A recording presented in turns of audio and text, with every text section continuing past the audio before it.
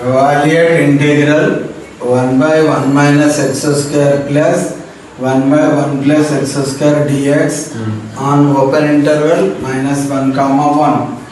Consider integral 1 by 1 minus x square plus 1 by 1 plus x square dx.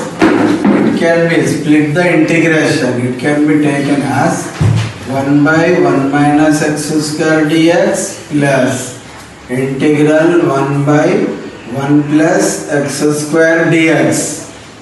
The formula of integral 1 by 1 minus x square dx is tan h inverse x plus integral 1 by 1 plus x square dx is tan inverse x. After finishing of integration, we must keep integral constant c. This is our required result.